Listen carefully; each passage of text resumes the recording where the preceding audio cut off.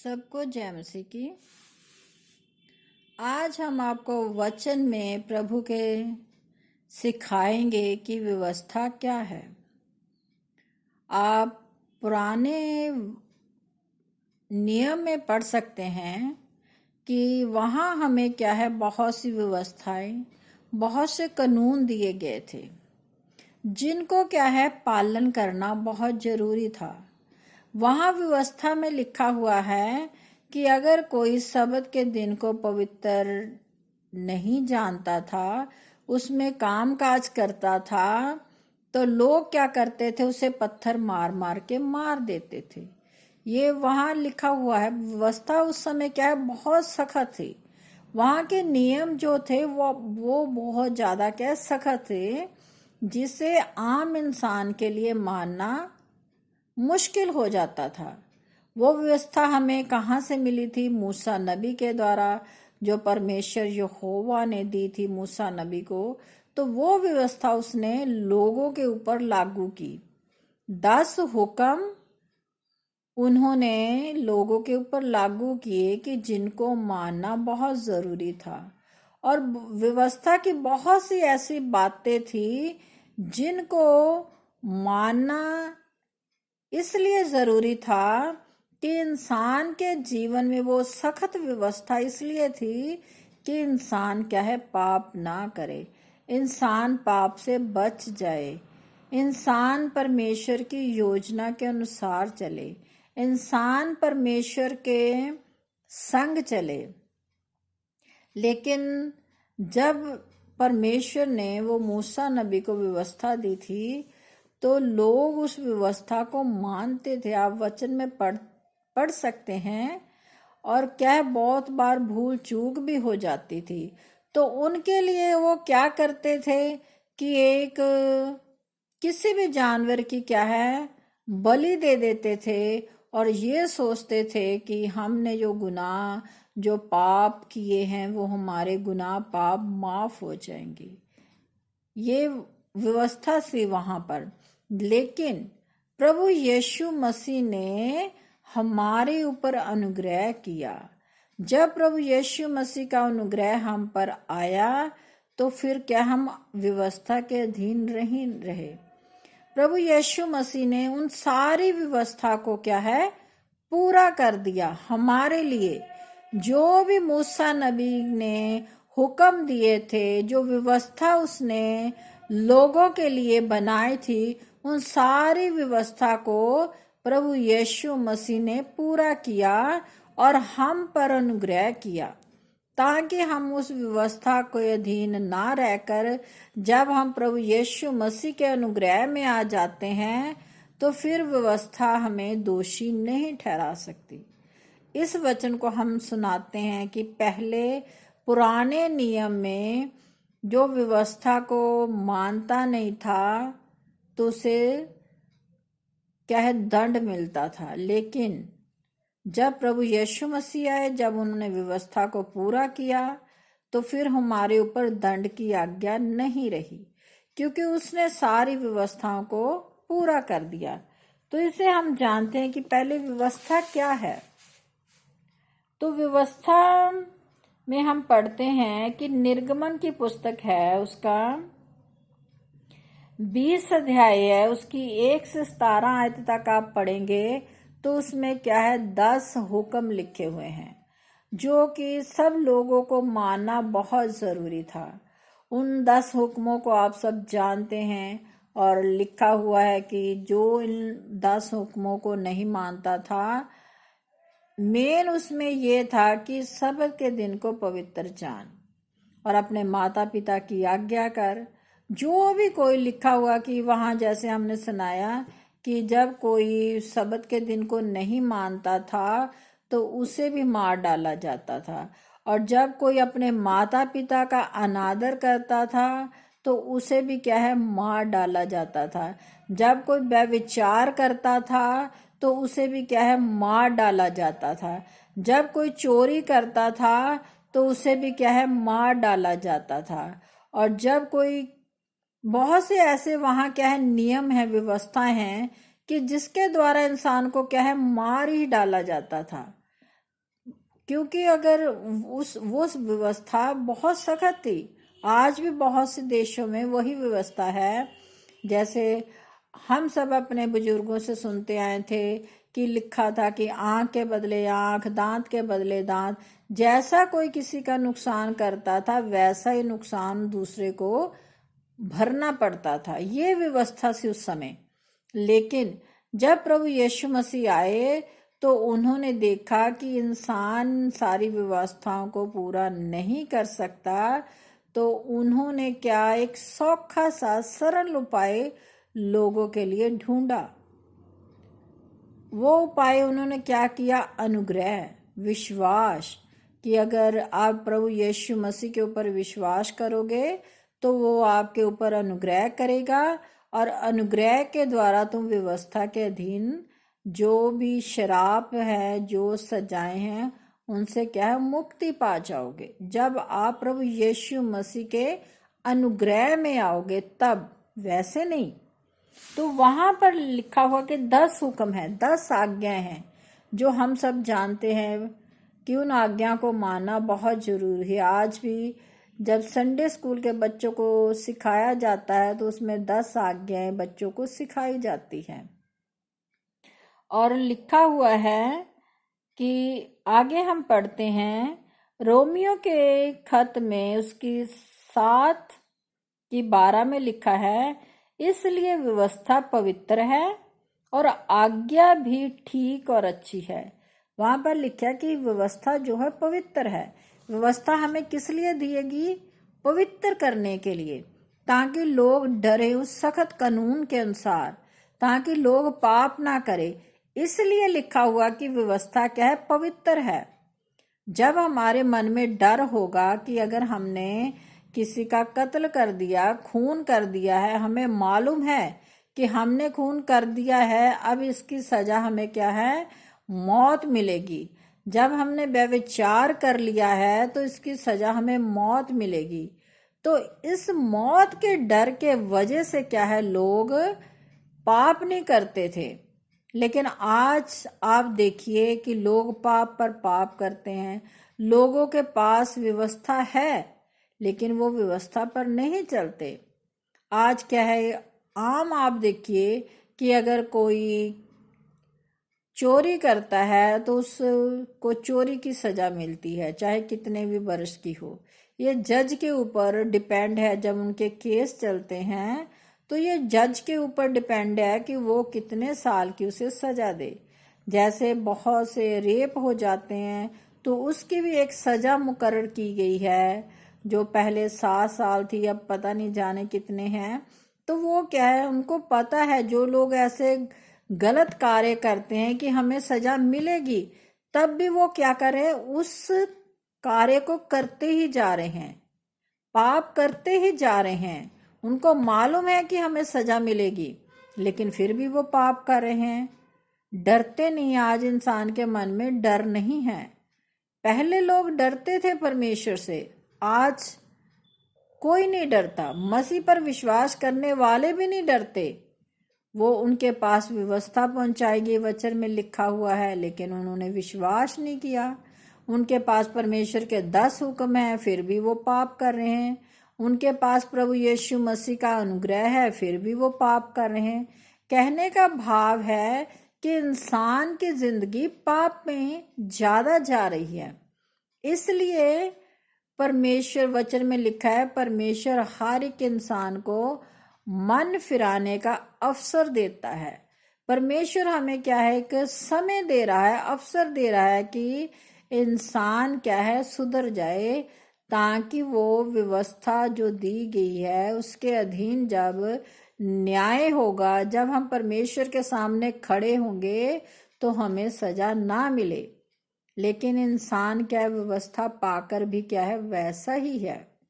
तो इसलिए वचन में लिखा हुआ है कि बहुत कम लोग हैं जो क्या है? स्वर्ग में प्रवेश करते हैं, और बहुत भीड़ है जो नरक में प्रवेश कर रही है। क्योंकि आज लोगों का जीवन ऐसा ही है। नरक के द्वार क्या लिखा हुआ कि बहुत बड़े बड़े हैं, बहुत ज्यादा बड़े, जिसमें लोग भीड़ की भीड़ चली जा रही है। और स्वर्ग का द्वार क्या सरका हुआ है, छोटा सा द्वार है जिसमें लोग क्या प्रवेश ही नहीं कर पा रहे या प्रवेश करना ही नहीं चाहते। तो इसलिए प्रभु यीशु मसीह कह रहे हैं कि तुम व्यवस्था के अधीन नहीं रहे। जब हम प्रभु यीशु मसीह के ऊपर विश्वास कर लेते हैं तो फिर व्यवस्था हमें क्या है, दोषी नहीं ठहराती। लेकिन ये नहीं कि वचन में लिखा हुआ है कि क्या हम पाप ही करते रहे। जब हम प्रभु यीशु मसीह के अनुग्रह में आ गए हैं, लिखा हुआ है कि अगर हम पर प्रभु यीशु मसीह का अनुग्रह हो गया है तो क्या हम पाप ही करते रहे। वहां लिखा है कदापिक नहीं, क्वेश्चन चिन्ह है वहां पर, आप वचन में पढ़ सकते हैं, कदापिक नहीं, कभी भी नहीं। ये नहीं कि प्रभु यीशु ने आपके ऊपर अनुग्रह कर दिया है, आप प्रभु यीशु मसीह पर विश्वास करने लग गए हो, परमेश्वर के साथ संगति करने लग गए हो, आप चर्च जाने लग गए हो, आपने बपतिस्मा ले लिया है, आप पवित्र शास्त्र वचन को पढ़ते हो, परमेश्वर की आज्ञा को मानते हो। ये सब कार्य करने के बाद भी अगर आप पाप करते हो तो फिर उस पाप की सजा आपको मिलेगी। रोमियो की पत्री में ही लिखा हुआ कि पाप की मजदूरी तो मृत्यु है। अगर हम परमेश्वर पर विश्वास भी कर रहे हैं और पाप भी कर रहे हैं तो हमें क्या है, मृत्यु ही मिलेगी। ये नहीं आप सोचो कि हम प्रभु यीशु मसीह पर विश्वास कर रहे हैं और हमें मृत्यु नहीं मिलेगी। वहां साफ लिख दिया, जो इंसान पाप करेगा, चाहे वो परमेश्वर के साथ चल रहा है लेकिन वो पाप कर रहा है, तो उसको मृत्यु ही मिलेगी। अगर उसके जीवन में पाप है, अगर वो पाप को नहीं छोड़ रहा, वचनों पर चलने के बाद भी, परमेश्वर का ज्ञान लेने के बाद भी वो उन पापों को नहीं छोड़ रहा, तो उसे मृत्यु ही मिलेगी। अपने जहन से ये बात आप निकाल दीजिए कि हम तो प्रभु यीशु मसीह के अनुग्रह में आ गए हैं, हमने तो प्रभु यीशु मसीह के नाम में बपतिस्मा ले लिया है, हम तो प्रभु यीशु मसीह का वचन पढ़ते हैं। ये सब कुछ आप करते होंगे।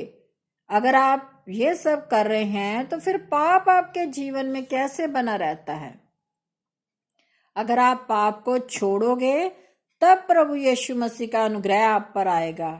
ये नहीं कि आप पाप पर पाप करते जाओ और ये सोचो कि प्रभु यीशु का अनुग्रह हमें प्राप्त हो जाएगा, कभी नहीं होगा। प्रभु यीशु ने हमारे गुनाहों को माफ करने के लिए अपने आप को दिया, उसने सजा अपने ऊपर उठा ली। ये नहीं कि अब प्रभु यीशु मसीह ने हमारी सजाओं को अपने ऊपर उठा लिया है और हम पाप करते रहें, ऐसा नहीं है। लिखा हुआ परमेश्वर सबको मन फिराव का अवसर दे रहा है, तो आप परमेश्वर के उस वचन के अनुसार चलिए, मन को फिराइए, तब परमेश्वर के अनुग्रह में आप आ सकते हो।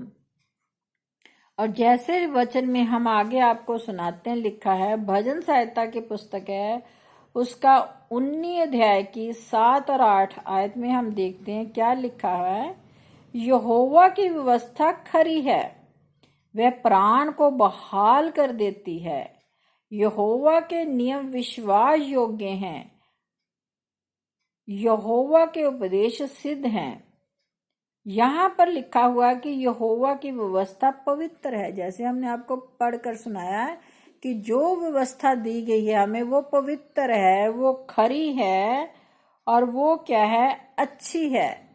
अच्छी इसलिए है कि इंसान के जीवन को सुधार रही है, और शुद्ध है, वो शुद्ध है, इसीलिए हम क्या सुधर रहे हैं और सिद्ध बना देती है हमें।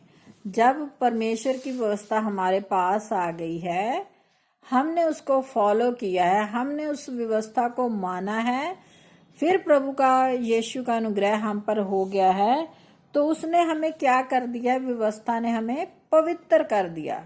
हमारे जीवन में जो पाप था वो सब क्या है, पाप एक एक करके हमारे जीवन से निकल गया।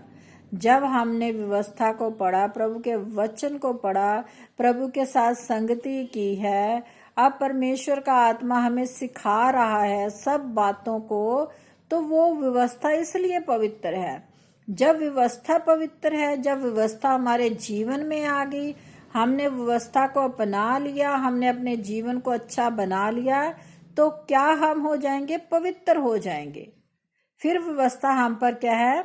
जैसा हमने वचन में सुनाया कि तुम व्यवस्था के अधीन नहीं हो। जब हमने व्यवस्था पूरी कर दी है, पवित्र हो चुके हैं, व्यवस्था ने हमें क्या है? पवित्र कर दिया है, खरा बना दिया है। वो हमारे जीवन के लिए खरा है, सच्चाई है, उसको हमने ग्रहण कर लिया है और अच्छी बातें हमने उसमें क्या है? सीख ली है। जो अच्छा वचन प्रभु हमें दे रहे, उस पर हम चल रहे हैं और आगे हमें जब हमने अच्छा वचन सीख लिया है, उस पर चल रहे हैं, तो हम क्या है? अब सिद्ध बन चुके हैं, अच्छे बन चुके हैं और क्या है? अब हम शुद्ध हो चुके हैं। जब हम इन सारी स्टेजों से पार आ गए हैं, सब हमने पूरा कर दिया है, हम पवित्र हो गए, हम शुद्ध हो गए, हमारा जीवन अच्छा हो गया है, तो अब क्या है? व्यवस्था हमें पापी या दोषी नहीं ठहरा सकती, क्योंकि हमने व्यवस्था को पूरा कर दिया। प्रभु यीशु मसीह ने हमारे लिए पूरा कर दिया है। ये नहीं जैसे हम आगे अब आप देख रहे हैं कि गुड फ्राइडे आ रहा है, तो उस पे लोग क्या करेंगे? प्रभु के घर में जाएंगे, 7 वचन प्रभु के सुनाए जाएंगे, तो लोग क्या है? बहुत से रोने लग जाते हैं कुछ समय के लिए। क्यों रोते हो आप? प्रभु ने तो अपनी जान देकर आपके जीवन को बचा लिया।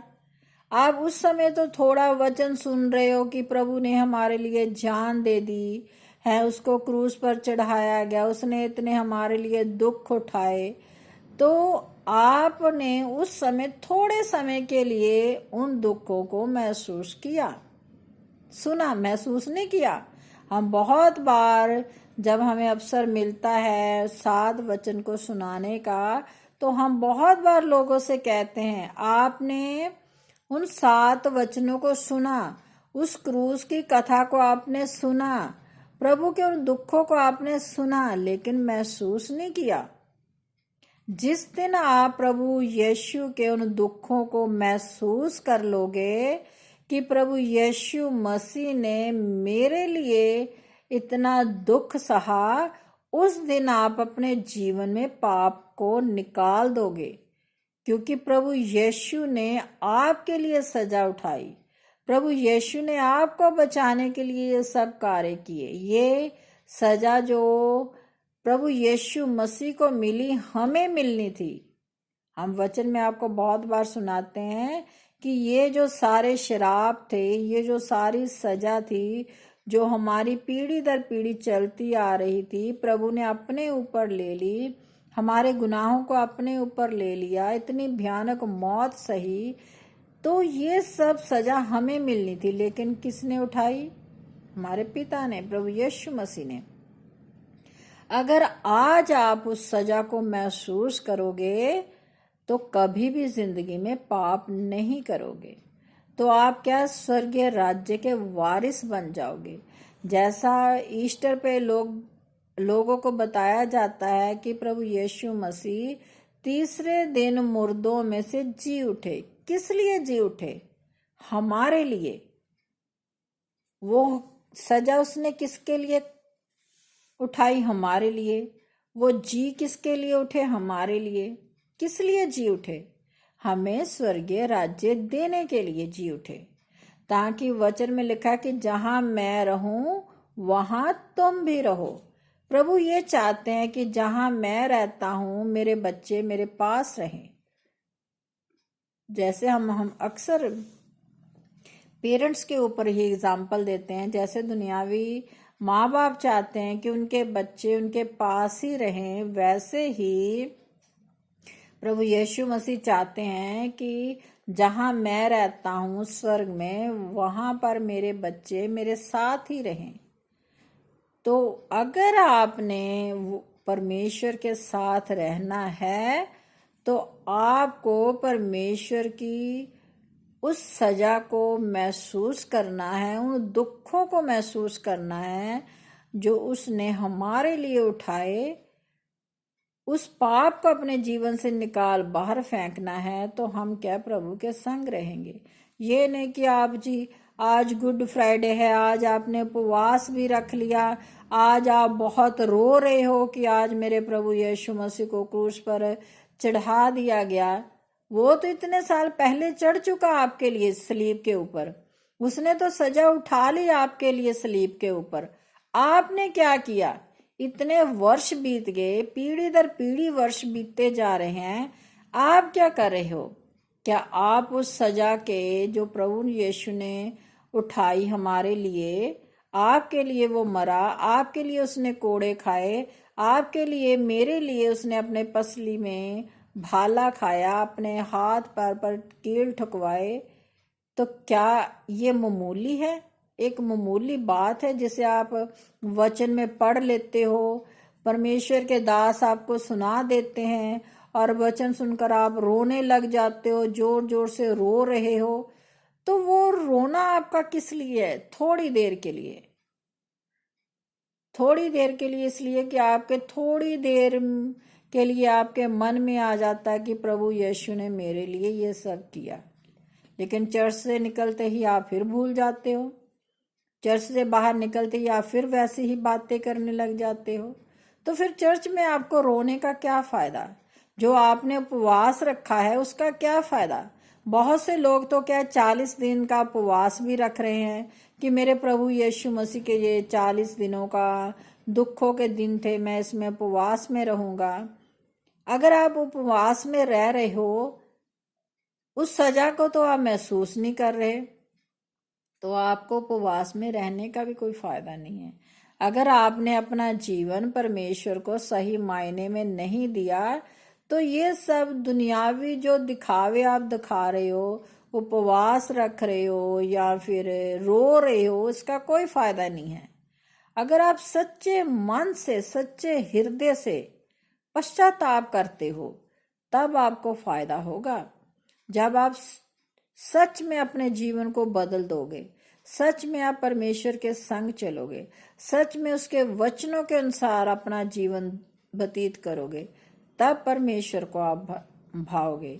इसलिए परमेश्वर के वचन में लिखा है कि अपना क्रूस उठा और मेरे पीछे हो ले। कितने लोग हैं जो आज परमेश्वर के लिए क्रूस उठाते हैं? कोई भी नहीं, एक भी नहीं लिखा हुआ वचन में कि एक भी नहीं। कोई भी इंसान नहीं चाहता कि मैं दुखों में पड़ूं, या मुझ पर कोई बीमारी पड़े, या मैं परमेश्वर के दुखों में शामिल हो जाऊं। एक भी नहीं है। हम इंसान क्या चाहते हैं? हमारे शरीर हिष्ट पुष्ट रहे, हमारे घरों में सुख और शांति रहे, हमारे